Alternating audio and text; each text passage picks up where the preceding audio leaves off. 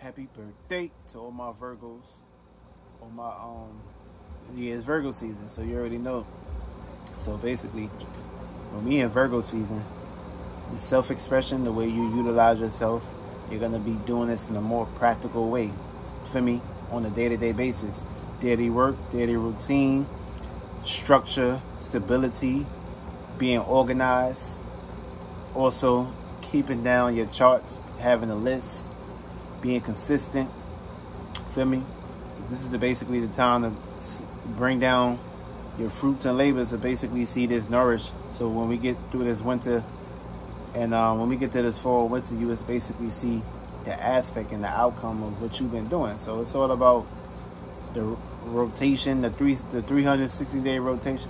Feel me? If you could be consistent and you can get on board, no matter what the circumstance situation is, everything will basically work out into your favor. But this is basically all about getting from point A to point B to the promised land, point C. So it's all that's what it's all about. That, and basically Virgo is basically dealing with an earth sign, so that's having more structure, being more stable. Feel me? Being safety. Feel me? Safety first, and also practicalizing things. And of course, we got a cusp too, because you know it's still 2 degrees. It's actually 2 degrees in Virgo, so it's still gonna have the Leo-like energies for me. But it's a good time and good days to be planting good seeds, especially being that this new moon just took shape and form. So of course, I'm gonna basically be running down Virgo in all houses and signs, and of course, it's also gonna play a moon element too, from basically what you push out and what you receive. So, feel me? Consistency is key. Feel me? A lot of criticize can play the role too. A lot of guilt. This also governs the nervous system too. Feel me? All the veins in your body. Feel me? Dealing with stress, all that shit. Feel me? Being nervous, overthinking, being critical about things. This is basically gonna be the aspect. Now, when we got Virgo in the first house, feel me? First house is basically dealing with first house can play out in your charts no matter what the circumstance situation is. Find out where your Mercury is and find out what house is in. So it's going to be playing double like standard methods and aspects of that circumstance situation. Now, when you got Mercury in the first house, the way you think and communicate and analyze details and be more practical with things is going to be more self-sufficient, more dominant, more in your own unique way. And of course, when you got Virgo and Aries, this is basically dealing with being more dominant, thinking fast, communication. Also, people, places, and things going to see you as being a little too selfish with the way you think and communicate and the way you are rash. And other people may just look at you as in where you may not be listening to them and shit. So be aware of this kind of energy too, for me. Learn how to work on that. It's going to be difficult because, you know, Mercury like to be in the air sign. So when it's in the fire sign or water sign, it takes a little bit of adaptabilities, and that's mutable more like ways to adapt to circumstances, situations, and changes. I mean, everybody got their own element as far as being fixated, being mutable, or just having cardinal. For me, so it takes time for things to adapt. But basically, with the new moon, for me, this is what we need to be working on. So it's always gonna be ups and downs. And when you got Virgo in the second house, this is basically dealing with being more safe, being more secure, and being more practical, and being more dominant. And when you got Mercury and Taurus, you're gonna feel the need to basically do things in your own way. You don't like to be rushed. You don't like people, places, and things rushing you. You like to take your time with things, and you're more basically fixed and stubborn in your own ways. So learn how to utilize some of the mutable so you can be more change and adaptable. But you can be stubborn, but when you see the green light, you always basically push forward, no matter what the circumstances situation is too. And of course, you're not good at multitasking, even though you can do this, but multitasking is key too when you're dealing with that. So it's going to take time for you to be more mutable in that way, depending on how things work out. But that's what it's all about too. And of course, this goes for all zodiac signs too. This is a good time to basically, you know, of course, even if you're not doing this, it's a good time to get some books, get some paper, write down your affirmations, put that into practicalize, read it out loud, talk to yourself, communicate, think and communicate. For me, this would be a ritual spell. For me, get you a book, write some shit down, and be unique in your own way of doing this. For me, so we gotta be unique in our own way, of doing this, feel me? And utilizing the Virgo season energy, feel me? And of course, the moon is in Scorpio, so we're going to get into that also, feel me? These are two compatible signs, so when they play out in that uniqueness, you will have ways of basically being analyzed or being more detailed. Of course, when you got Virgo in the third house, it's basically being more curious about your surroundings and locations, people, places, and things, being more curious, being more up to details. You're going to feel the need to basically want to learn, get into thinking communication, being more practical, basically expressing yourself. Also, you can play a teacher role. When you got Mercury and Gemini, for me, you're going to be into media, TV, television, thinking communication. You're a quick learner, for me. You're a quick analyzer, for me. You're going to always feel the need to basically analyze the details and look at from point A to point B. For me, a lot of people don't look at the details, but when we dealing with Mercury, it's always going to start from start to finish. For me, from start, middle, and finish. For me, that's how it's going to play out in those natures too. Of course, that's also dealing with that element too, because Gemini and Virgo is basically, that's governed by Mercury alone. So this is basically also watch out for anxiety, watch out for critical, watch out for migraines, headaches, and all that shit play a part too when we're talking about this. When you got Virgo and the fourth house, it's basically dealing with imagination.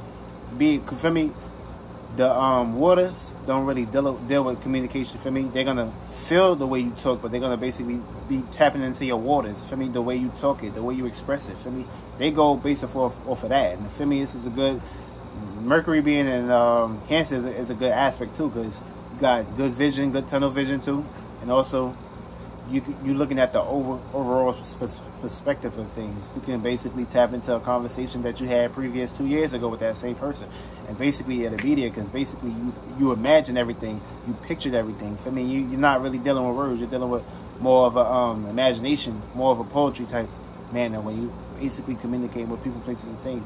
And of course, you're also gonna be dealing with personal issues, personal matters, feelings, and emotions, and home-like manners too. So this is how you're supposed to express yourself too. No matter where you do it in your own unique, comfortable way.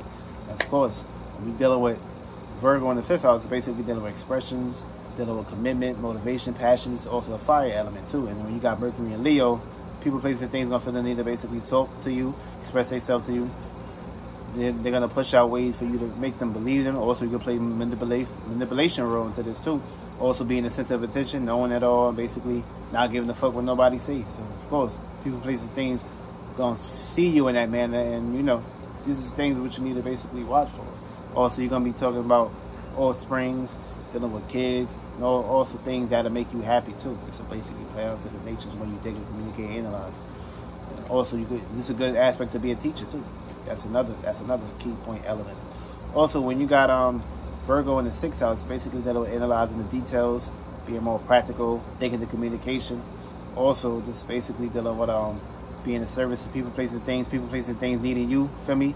Or being at work, people asking for your advice or asking for your help, or people just letting you take the lead and taking charge into basically doing things in your own unique, practical ways. This will basically be another aspect too, which you need to reach for too.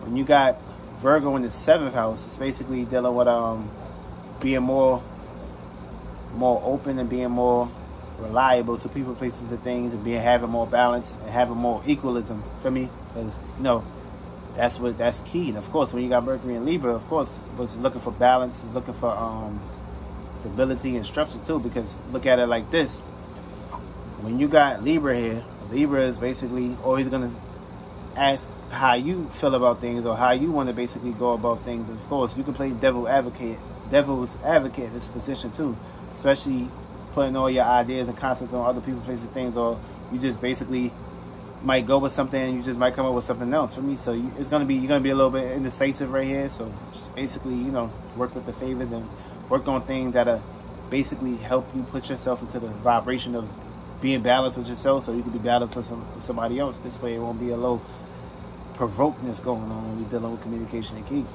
Also, when we're dealing with Virgo and 8th house, it's basically dealing with investigation, getting deep into the aspects, and basically searching for something, no matter where's the root cause. Also, if you got Mercury in Scorpios, look for a whole lot of debates, a whole lot of analyzing the details, and basically seeing right through people, and basically just looking at things overall perspective. People might look at you like you're manipulative, or people might just not want to get into debates with you, and you might just touch them too, depending on how you like these people, depending on how they just basically resonate with your spirit and your soul. Also, when we got Virgo in the 9th house, it's basically you're not really into analyzing details. For me, you just like to find solutions for people, places, and things. You're deep on principles and morals and shit.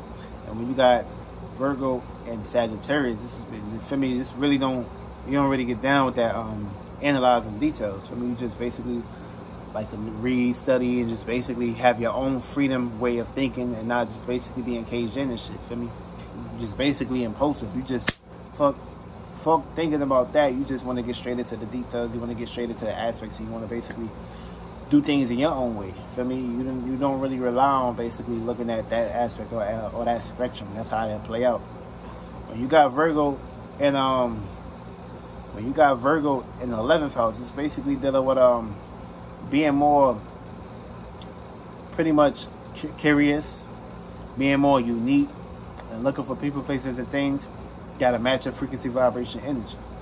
Also, when you got Mercury in Aquarius, you're going to be looking for people, places, and things that's going to resonate with you. People going to come and go in your life regardless, for me.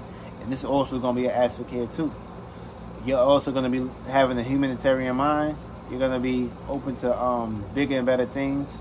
And you're going to be curious about the way your business go, about the way your companionship go, or people around you and shit, especially if they don't got the same idea, same concept, and they're not basically unique in their own way of doing things, and they're not basically bringing food to the spectrum and shit. It's gonna be a whole lot of shit going on with that too. Feel me? And this is another thing. You might be getting into a whole lot of debates. Feel me?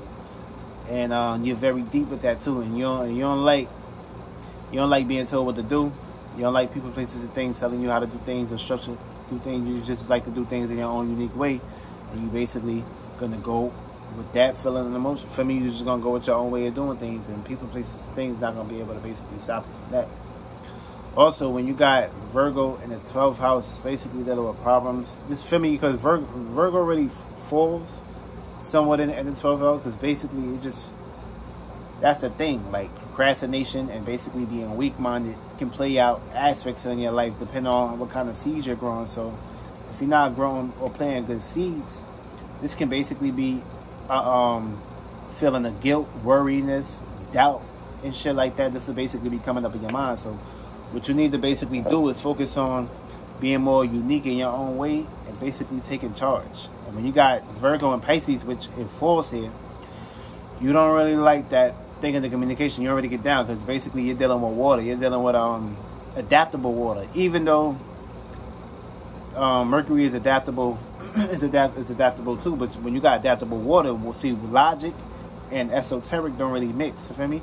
Logic is thinking with left brain, thinking the communication. It's got its own side, and right brain is basically dealing with this. So if you in the invisible, basically internal realm, what goes on this side don't really basically fixate with this side, because basically this side is like the internal waters.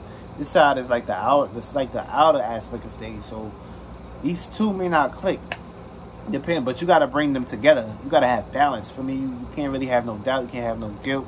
You can't have no worries. For me, this basically dealing with the more poetry side and the more imagination side. So when you're doing this, for me, learn how to blend the two together. It's one thing to stay in your right brain and basically be imagining, having imagination, and basically doing this in your own structure. But basically, you got to bring the two together. When you bring the two together, you can basically make, when two things come together, another gonna be the structure. So teamwork make the dream work. And feel me? You can't manifest if you ain't got a woman and you ain't got a man to the spectrum. You gotta have the feminine and the masculine. So when you blend the two together, you can work together. Just like how the sun and the moon is working together. For me, that's how it's supposed to play out in that spectrum. For me, just like how the planets can be dark when the sun is down on the side, and it's gonna be like a 50-50. For me, you can't have one without the other. So that's how it's gonna play out. So you got Mercury and if you got Virgo and Pisces, learn how to analyze and basically be more practical, and learn how to, just meditate. For me, that's key right there too. Meditation. Everybody